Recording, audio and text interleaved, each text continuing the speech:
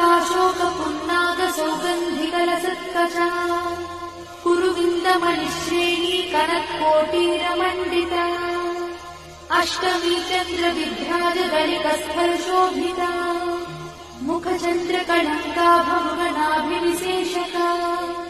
वदनस्मरमाङ्गल्यगृहतोरणचिन्दिका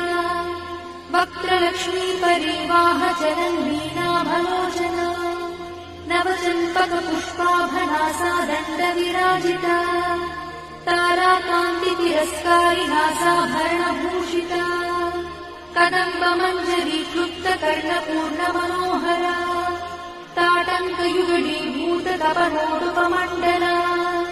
पद्मरागशिलादर्शपरिभाविकपोलभूः नवविद्रुमबिम्बश्रीन्यक्कारिरनच्छदा